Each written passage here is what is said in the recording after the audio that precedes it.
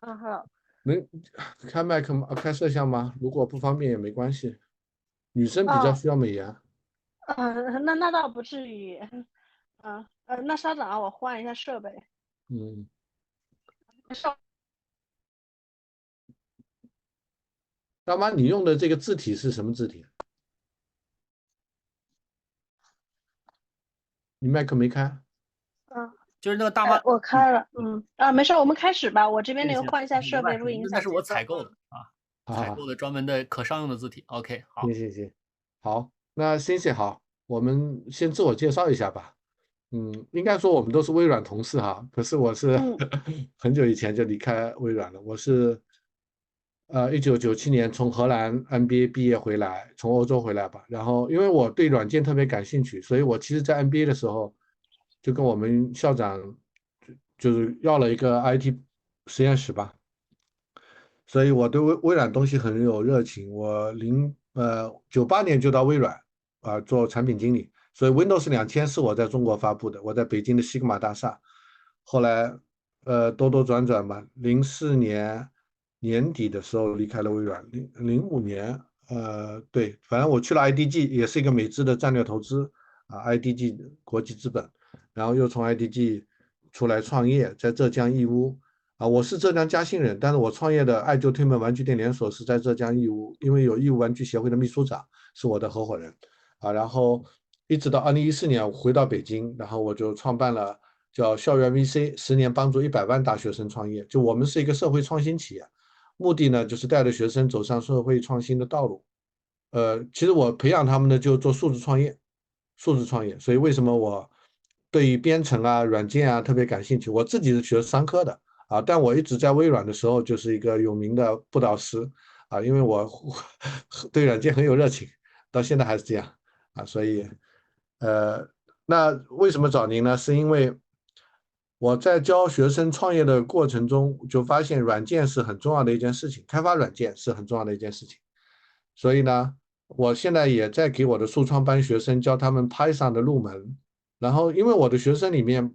绝大多数不是计算机系软件学院的学生，更多的是一些文科商科这一类的学生，所以呢，他们就在学字符型编程上面会有一些困难。所以我找到了在荷兰的这个平台叫海地的 org 然后呢，这个平台的创始人叫费利安教授，是一个女的教授，跟我年纪差不多50多岁了。然后我们聊得还不错，所以我就自发的帮他在国内来做推广。我就在网上搜，就找 Python 的社群等等，就找到了 Python China，由此就见到了我们的 YouTuber 大妈，哈哈，因为他做 YouTuber 嘛，我们就聊得挺好。他要没有做 YouTuber，我也不知道找他所以这个自媒体还是很有价值的。然后我们最近呢就一起在推广 Hadi 然后同时呢，我看到你要做这个 PyCon，PyCon 我以前没有参加过，但是我听过国外的一些播客节目，我知道美国的 PyCon 的情况因为美国有一档是关于 Python 学习的播客节目，里头有一男一女，他们就聊过在美国参加 PyCon 的情况。因为我在美国，微软那时候叫 MGS，就 Global 什么 Summit，每年夏天都要办的嘛，所以我去了，我在微软6年半嘛，去过5次，可能是5、6次，所以我对这种大会也比较了解所以他万人的2、3万人的都有，所以就你要办这个 PyCon，我可以提供一些支持，因为我现在是在中关村这边的地头蛇吧，像雷军王兴这些创业者都是以前的老朋友所以我的学生都分布在各大厂里面，像什么字节跳动等等，就是资源很多，就孵化器的老总然后创投公司，就整个生态我都很熟在中嗯，关村这边，所以你需要什么支持，你尽管说，我看看我能明白。帮到你。对，因为是这样子的，我们过去几年其实拉赞助不太理想，然后嗯我们在那个应该是18年、19年的时候干过2次比较大的那个1000人级别的那个拍抗，但是那2年其实我们大概亏损在20到30万这样子。嗯所以说，一直到现在，其实这个缺口都并没有补上，然后每年，然后基本上都是要亏1到2万人民币这样子。去年稍微持平一下，但是也是大家个人那个去做了一些那个，所以在国内其实我们会发现，组织拍抗我们能拿到赞助和大金额赞助的可能性很小，今年因为就包括像微软呀、像那个英伟达呀这些公司，基本上已经都是没有任何的市场预算这样子一个状态。那今年对拉赞助的预期，我的预期也不是很高，所以我们可能就是想去通过借免费的场地，然后各地的那个志愿者自发组织。然后再去通过收门票的方式去覆盖掉我们的那个基本的物料制作和大家的，比如说像 T 恤啊这样子的一些纪念品，然后这样子一个方式来运作。目前的话大概有6个城市，6到7个城市吧，已经申报，然后会办。但是像之前你理想中的那种上千人的大规模的，然后我们在19年办的那一次的话，整个大概花了30到40万这样子的一个预算。然后光那个国外讲师邀请进来，我们就花了6万块钱人民币，所以说这个成本特别高。场地的租金一天的话，差不多要在10到12万这个水平，然后所以说，应该不太可能再去办这样子大的峰会了，然后可能会是以小而美的这种 meet up 的形式，在全国每个城市去办一场这样的方式来做。明白。呃，您说的这个背景我了解了，那就是关于您自己和拍上的这个渊源，能大概给我一些背景的介绍吗？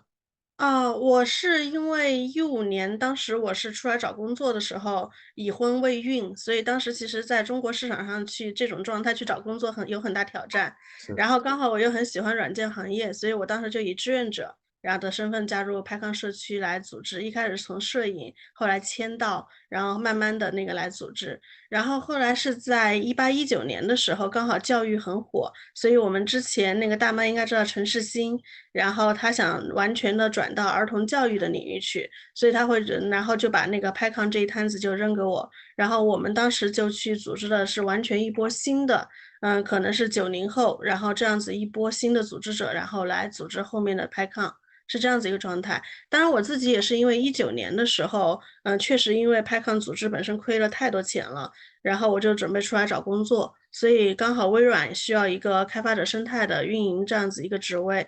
他们也招了蛮久，没招到合适的人。完了，后来我的老板就不再 concern 我的英语水平怎么样了，他觉得只要能在中国把业务跑起来就行，所以他就那个把我给招进来了。我一开始是以那个 V-Dash 的身份，就是 vendor 的身份我知道。进来的，对。后来是因为那个，过了差不多2年，然后我发现社区的方式和结合我们现在确实资金预算非常有限的这种情况下，然后用社区和开源协作、开放协作的方式是比较好去运营这个项目的，所以整个的业绩来说还可以。那后面才转成了正式的员工，是这样子一个状态。所以我还是会持续的去支持拍抗，当然也会有其他的开源社区啊，但会一直的持续支持。那我觉得我们俩会比较有点像的是，我虽然没考上，但我已经通过第一轮面试了。我其实今年是申请了那个清华康奈尔的 MBA，然后第一轮面试已经过了，就12月份再参加全国统考，如果能通过 A 类线的话，就可以去读这个 MBA。然后本职工作的话，也从那个开发者生态，现在我们也开始在换方向，因为微软那个说 All in AI 以后，我们应该会需要大量 AI 基于 AI 或者微软的 AI 技术相关的解决方案的这样子的初创公司和项目，还有应用，所以我们也会有一个 Fund Hub 这样子一个项目，专门去支持那个 Startup 这些创业者，提供免费的云资源、免费的 GitHub Copilot 账号、免费的 LinkedIn 的 Enterprise 的账号，这样子一些支持来做。所以这个是目前我这样子的一个状况，所以变成社区以前是100%和我的工作是非常 match 的，所以至少社区是那个非常顺理成章的一件事情。但今年遇到的新挑战就是，它也变成了我的一个志愿者的兴趣爱好了。那这样子的话，我其实能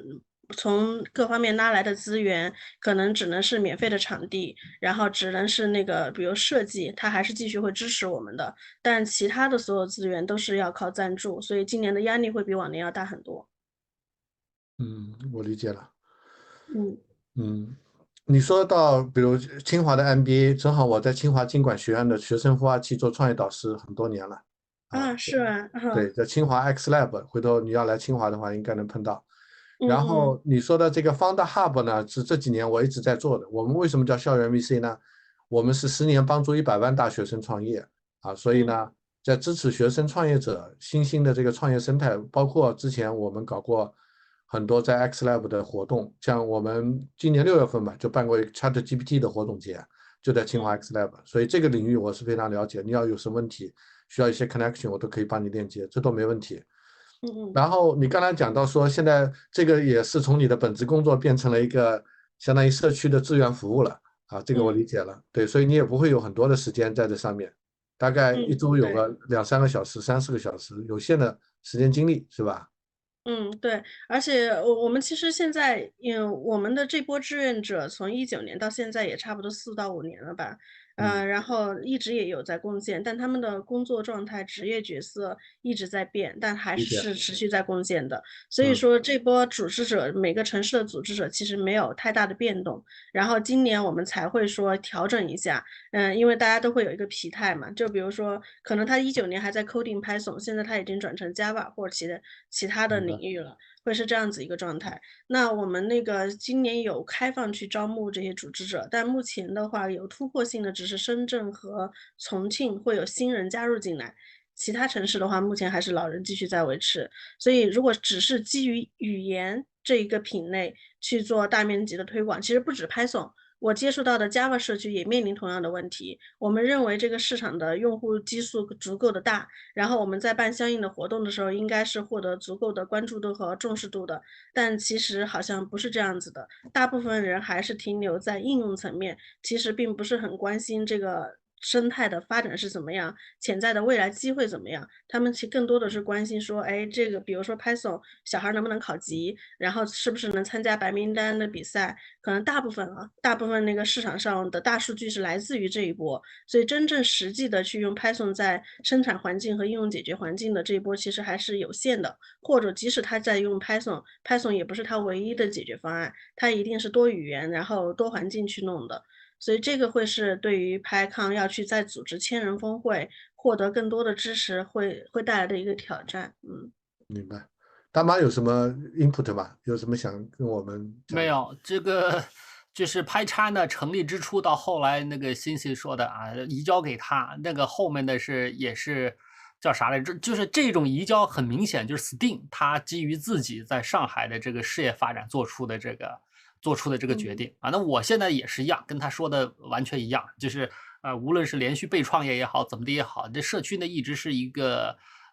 类似于 side project 的啊，我还没有像 CC 一样能够全职做过这个事情啊，所以现在基本上是PyChina相关的线上资源呢还都在，而且我看那些就是也都是老面孔啊，那些这个经常要权限的啊，那么但是像这样说的，其实只要是每年坚持做，这就已经是了不起的事儿了。就是同样的，就是跟我们这个办这大会类似的台湾的 COSCUP，那你跟他们也接触过，也是一样。就是台湾经济开始这个衰落的时候，他们的这个经费呢要的也很紧张，但是因为他们长期有一个很好的一个免费场地，所以总还能办起来啊。就是那个中研院啊，他那个一直是免费给，那是政府的这个会堂嘛。所以我们只要是能坚持办，从2011年开始到现在不断，这就是一个很了不起的成果啊，不一定非得要大规模，只要是比如说之前我一直觉得一直是北上广，那现在已经拓展到内地了啊。什么时候我觉得我们阶段性的胜利是啥呢？乌鲁木齐啊，什么时候能够他们义务去认领一场这个 meet up 就很了不起了。这个我觉得是我现在所谓追求。那你刚才说的这个叫啥语言发展啊，这个其实也是靠社区本身在宣传。像你说的，虽然不是唯一的解，但它总是第一个解。就是你接触的开发人员多了，就会发现 Python 越来越变成一个啥呢？看起来是一个边缘的生产工具，但它却是一个越来越这个叫啥来着？基础或者说趁手的第一工具。你这个无论开发什么东西，能用 Python 快速给出一个原型，然后再转到相关的可能更加这个叫啥来着？吻合投资啊或者市场需求的，这个是自然的事情。但是 Python 你躲不过去，特别是现在你比如说。所有的 AI， 你包括微软你在做 AI， 你所有的课程，包括 OpenAI 给出来的第一接口语言都是 Python， 不是其他的。那为啥？就是大数据包括 AI， 它都是那些科学家用 Python 搞出来的，因为他们不是专门的编程人员，除了 Python， 他们其他东西可能学不会，就是这样。对，是，而且就是这种体验，我们得要用这种日常的方式给出来。就以往拍China 最大的问题，每年只有全副精力只能搞这么一次大活动。其实像其他的包括 GDG 你也接触的多了，他们就日常性的搞啊，每个月至少一次，慢慢，这个才大家知道怎么回事啊，这也是一个品牌露出的问题。所以微软现在是这方面有什么新的想法？这要多跟 CC 这个那个星星啊，你说你想说什么？你说吧。哦，没有，我非常拜应那个大妈的这个观点。就我小孩现在是6岁，他在启蒙的时候，现在就是上的是 Python 的课，然后通过半年，他基本上知道 if else 是什么意思，他也能去简单的去敲，所以 Python 它的可想象的空间还是非常大的。但是但商业价值这块儿确实是也面临的挑战也会很多，所以怎么去很好的结合起来，怎么去维护好这个生态和社区，或者说什么是高质量的维护，这方面微软不是微软不是我看的在下一盘很大的棋啊，他不是把规斗人家都退休了，你又给重新请进来了，然后才请进来不到3个月，就是直接把那个叫啥来着 Python 给镶入到那个 Excel 里头了。就现在这是一个非常历史性的这个变动，因为 Excel 里头它的那些拓展是叫什么来着 VBasic 就 VB 啊 VBS， 这个是微软已经搞了将近40年的一个生态了，突然之间插到了一个 Python， 也就是说现在 Excel 它可以变成类似于 Jupyter 的一个前端了，这个是不得了的一个事情。就所以现在包括我看市面上就是反应非常迅速，这个消息一出来不到1个月，专门讲Excel 里头怎么用 Python 去拓展的这书就出来了。所以对是啊，对啊，那所以这个整个生态实际上是微软，它包括去收购那个 GitHub 也好，就是整个生态就是像微软这样大厂，它是在精心谋划的，只不过它不宣传，如此而已。这个我来补充一下，因为我结果都是微软的内部消息啊，你说？对，其实呢，就是没有像大妈说的那么的 promising， 原因是什么呢？这里面你没有考虑到中美关系的问题啊，就是美国确实对 Python 非常友好，Python 大会也一直在开啊，然后微软也全面拥抱开源啊等等，这都没问题。但是呢，中国又是个特殊情况，因为毕竟呢，微软属于美国政府监管的范围啊，所以现在呢，外资呢基本上在国内噤若寒蝉吧。就是我刚才听到了，就是 Things 也说这个活动没有任何微软的投资，对吧？这就是一个没有，就是没有经费的投资，但是像免费的场地呀，然后这些资源整合呀，还是会有的。只是说现今我们确实那个不是说 Python 这件事情，是所有整个在那个所有的全球市场，然后确实是今年的经费都会不是今年了，其实疫情开始以后就已经停掉很多的投入了。理解。所以咱们话说回来，就是您现在的核心的团队就是6、7个城市的主办者，是吗？就这是咱们 PyCon 最重要的资产。对。核心的团队是除了那个每个城市有那个核心的组织者，应该每个城市平均是2位。完了以后还会有媒体组，然后他们可能会也是，因为他们现在也是因为职位的各种调整啊，也只有在 PyCon 这个时间可以去，比较集中的去为 PyCon 这件事情投入时间。然后也会有专门的设计团队，然后也会有专门的那个采购组的同学，然后会来支持整个的 logistic 的这样子的一个运营。对，那你现在时间大概定了吗？什么时候办这个活动？我今年是希望大家更多的参与，所以我给大家开放的时间是11月到12月这中间的时间，他们可以根据自己城市的情况，然后来定一个时间。比如说像上海，我们对下来的话，应该大概率会在11月底或者12月初的那一周。那11月底你是在微软上海 office 吗？还是在哪里办？对，微软上海 office 是比较直接的资源，对。可以啊。那北京这边我们就场地你不用担心，我可以跟微软借，通过你或者通过我以前微软老同事都有很多场地没问题。然后像创业大街，还有包括原来车库咖啡的创始人叫苏弟，是我好朋友啊。然后他明天中午我会去见他，他有一个叫人工智能高地场地，咱们有的是，甚至大学的场地也可以借。我们可以借清华 X Lab 在清华经管里面的，但是进学校有点麻烦，就是得办手续啊什么的。但是场地我觉得不是挑战。然后，你之前说办了几年都亏损，这个钱最后谁来补的？都是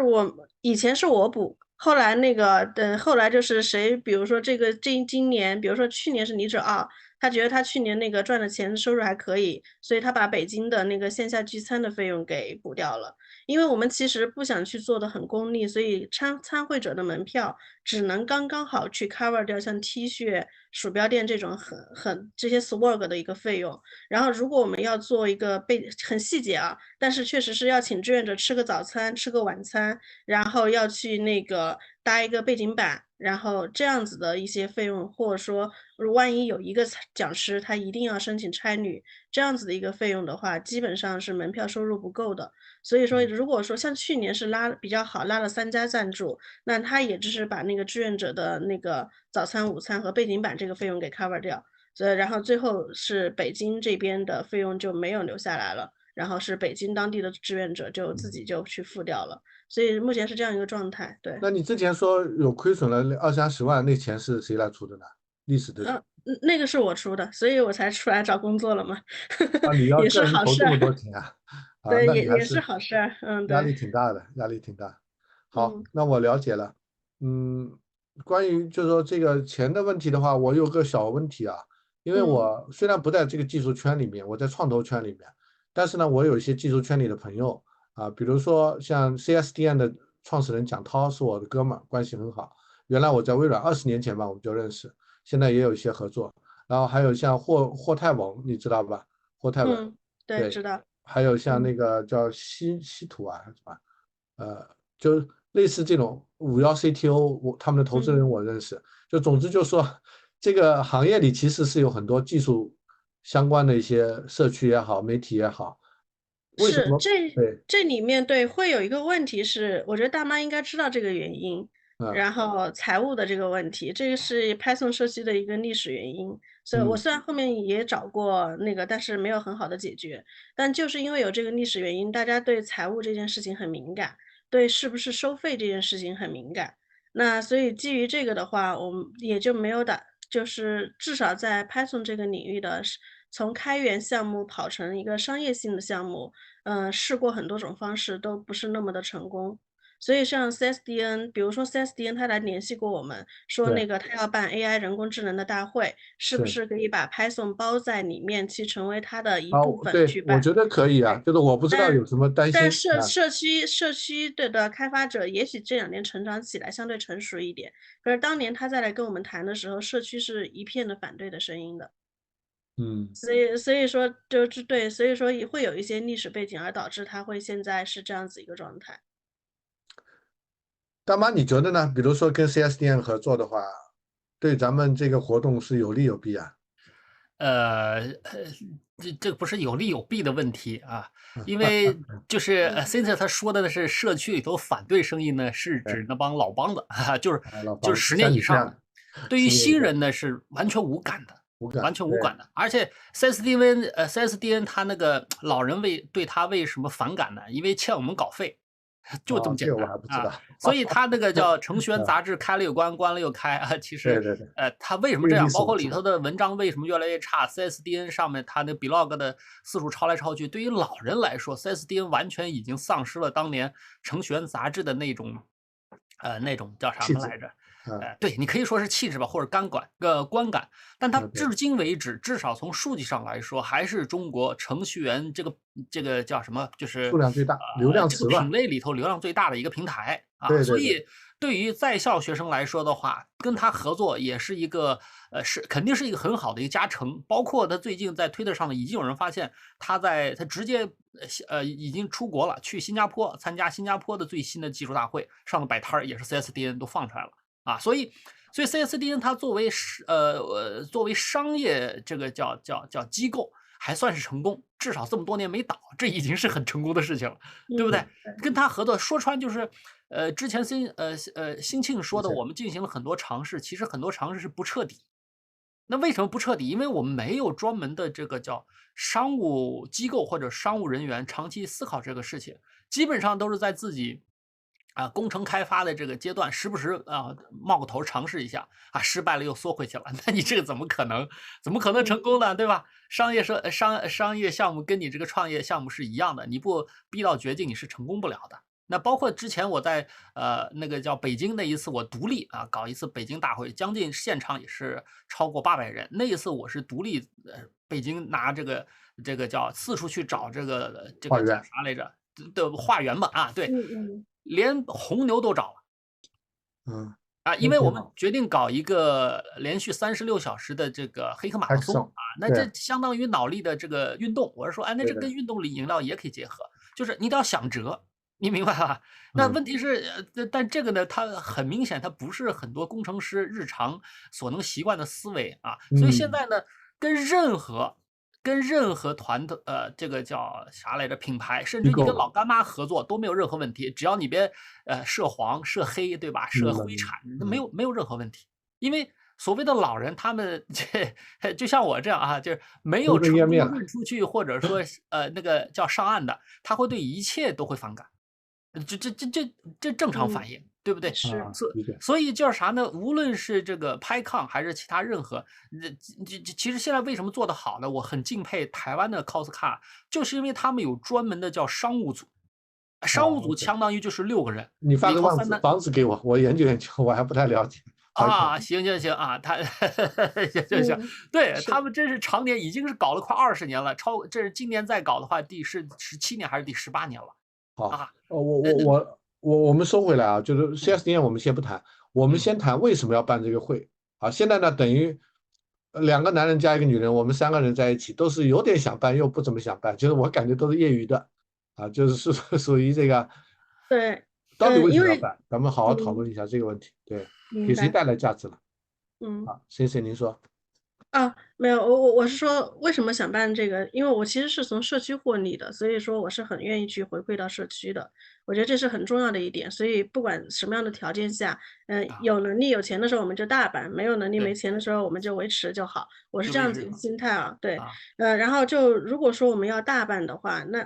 因为大妈我们应该都很熟了，就比如说像GDG珠海，是珠海还是哪个城市？我是珠海，对。然后或者说上海这边，他们其实已经偏倾向于基本上是全职，然后的一些专业的人员在运营这个会了，他已经是市场运营的人员在做这样子的一个事情。那如果我们还是这种兼职或者说工程师为主导的这样子的一个会的话，想去产生商业价值，就像大妈说的，我非常同意这个观点，就是想去产生商业价值，其实它是有一段距离的。是需要一些专业的市场运营的人员去做包装和运营，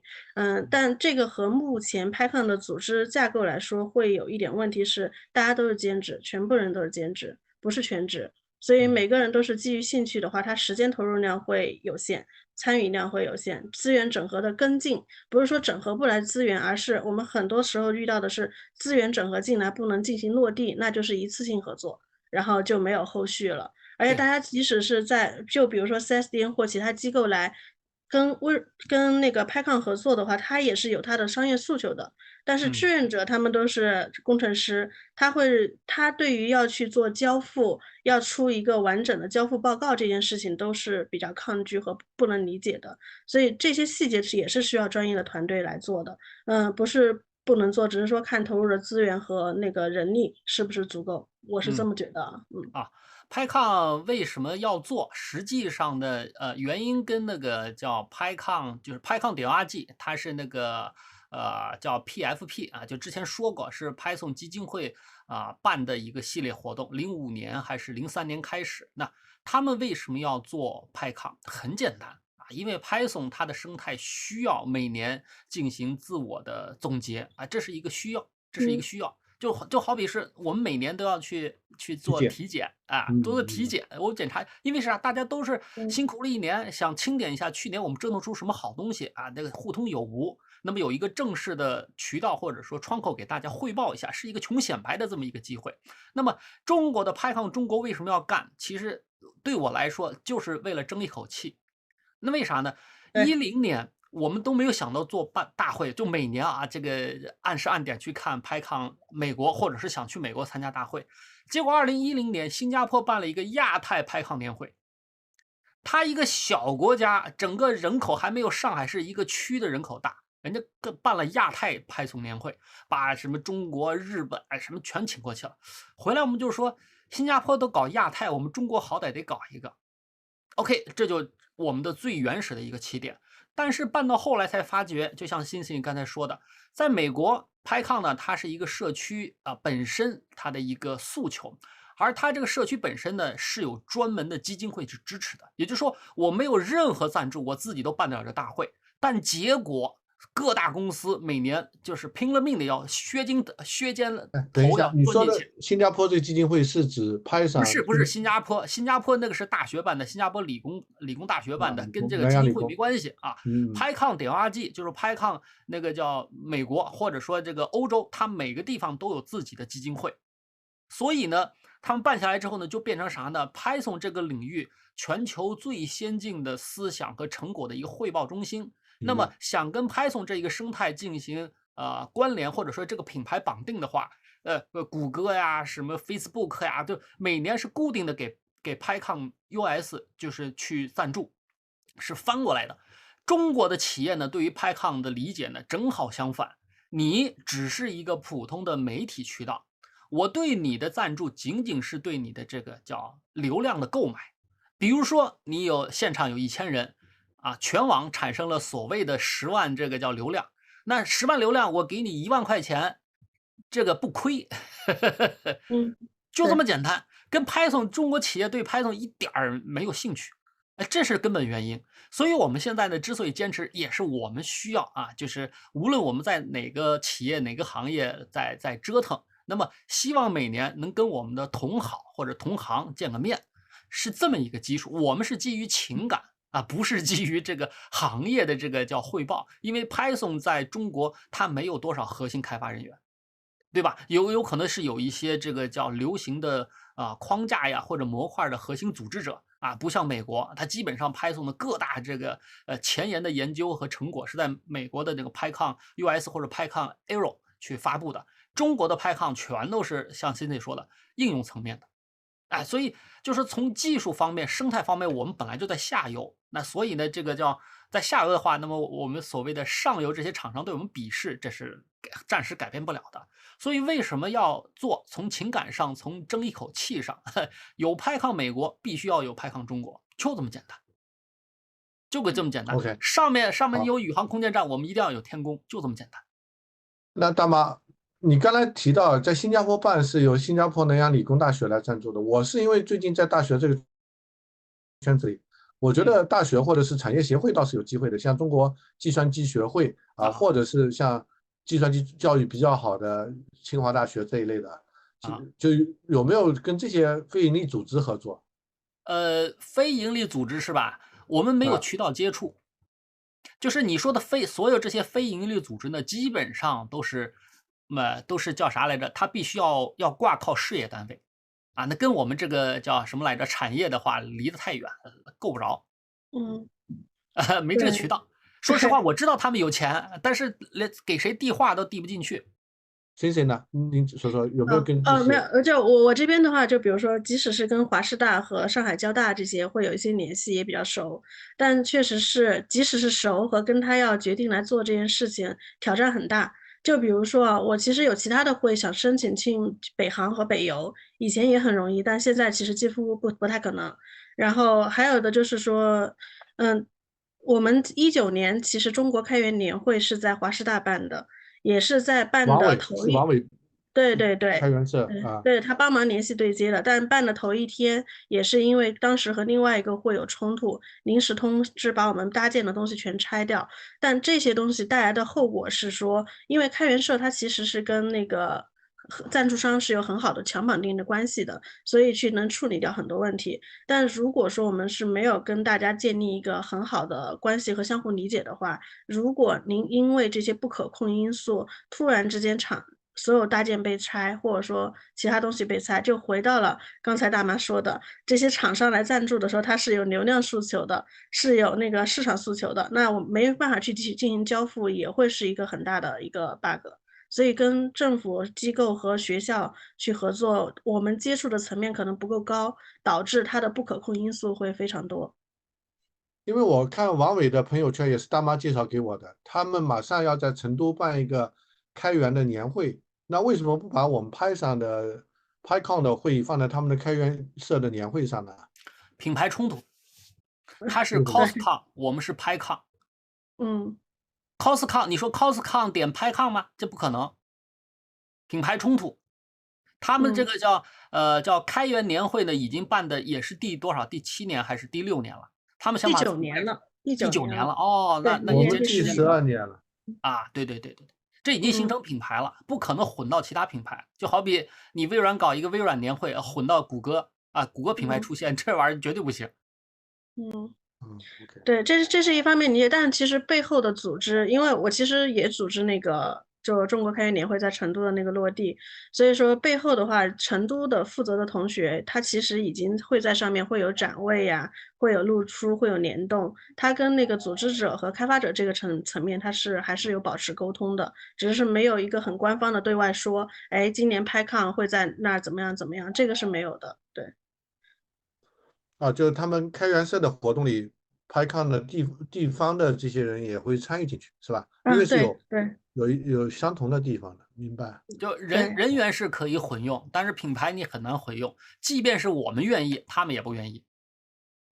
没有，他们很愿意，但我不太愿意。你不我的太愿意是这观点和样说啊？好，我的那观点和你的可能是很像，我们同我的观点和你很像。学其实没什么情操的，只是有一口气儿啊。我们最近对对对，就他们，聊就是啊。对泰德他们有提过很多次，但是我没有答应，就是我和你想法一样，这一块儿，对啊，因为一旦并列的话，那我们历史比他还长，你说这到时候怎么说啊？好，对，就好，类似于社区会有类似想法的同学也会比较多吧，对，对是，啊。所以所以甚至于北京有一次，他觉得那个上海组织的这个 PyCon 质量不高，自己也没通知，自己就搞了一个，然后呢，在微博上 PK，哎，然后呢，那一个组织者后来4年就变成我们的核心组织者了，也有这样的情对况发生。所以这个行对对对。动能力，只要是你行动能力大家都有啊，但是最后你想持续做，那就是持续每年来一次，这又是另外的事情了啊。所以这次你还有什么这想确认的？其实就是想确认，就是一个是时间，还有就是这个海迪这个参与的方式方法，是吧？如果从海迪角度那就比较简单，我可以做一个 speech 或者请我们的老师和学生去讲一下，这都没问题。然后呢，我其实对 PyCon 这个事还是有点兴趣的，我相当于是你们的外脑吧，就是我是想从朋友的角度帮 Cincinnati 和大妈想想这个 PyCon 该怎么做，因为你们一直说工程师文化，然后呢也没有一个我总体感觉就是现在咱们的这个项目并没有一个真正的叫做 stakeholder 吧，就是需要有一个相当于 CEO 这样的角色。Cincinnati 现在扮演了这样的角色，但是时间精力又有限所以呢，我觉得如果我做 CEO 的话，我会就是听一些社区的声音，但不会受制于它，就我想怎么做就往前推进了，就我动作是很快的。然后目的还是要想清楚，就咱们到底是要帮助谁解决什么样的问题，就是这个是核心，价值主张是核心。比如说刚才大妈提到美国是交流一些新的技术嘛，然后新加坡是产生一个地区影响力嘛，我们这边更多是做应用的。那我们做应用的这件事情，我们有没有必要大家聚在一起聊一聊，还是说只是一个老朋友见面怀旧的一个场所？那就价值稍微低一点，对。明白，所以就我 echo 一下，一个是关于亚太那件事情。亚太的话，我其实也有在里面。然后我们其实，在21年的时候，应该20年还是21年的时候，花了非常大的决心要去参与。当时就是因为刚好台湾那边的一个讲师是有很强的政治背景的，所以最后就临时也是亚太那个峰会要开的第2天，我们就断掉了。然后那现在亚太的状态呢，也是那个每个国家都可以去申请说，哎，今年亚太要在哪个国家哪个地区去办，如果你的资源各方面匹配都是可以的。但对于中国要不要去承办这件事情和要不要跟他们一起玩这件事情，除了大家都知道的原因以外，还有一个原因是说，他们是否能带来流量，是否能带来更多的赞助的支持。因为办一个 PyCon 这样子的会的话，最低这个最低成本只是场地的租用和基础的这些物料的一个维护和大家基本的必须的差旅的一个 cover，这些的这个基本预算就大概是在20到30万。如果有国外讲师，可能价格再贵一点，因为他们本身的机票就很贵。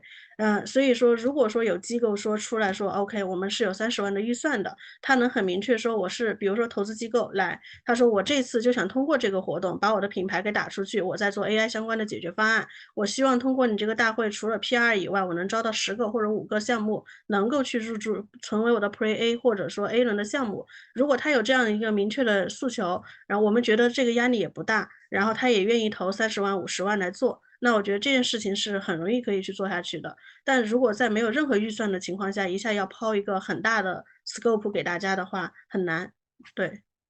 好，我觉得，因为大妈一会儿要去接孩子，我们简短的 wrap up 一下。我大概听明白了 PyCon 目前发展的一些问题吧，就主要是有几个方面啊，就是一个就是工程师文化和商业化运营之间的一个冲突，还有一个呢就是国内和国际的一个脱节的问题吧，然后我觉得最核心的问题呢还是中间的这个 leadership 的问题，就是我觉得 Cynthia，如果你继续 lead 的话，你要想清楚你要带他走到哪里去，就像一辆车一样，我和大妈都是在副驾驶的座位上，你是驾驶员，你要把这个车开到哪里去？这个需要你自己扪心自问，好好思考一下的。资源人脉，然后商业模式这块我们都可以帮助你，但是你要带他去哪里另外呢，我这边有一个学生呢，现在去了智谱 AI 就清华的那个计算机系，他们现在分头正进吧，融了好多钱，在机场也打广告。他在做这个开发的生态这块，我可以问问他有没有兴趣赞助一些就这个咱们可以在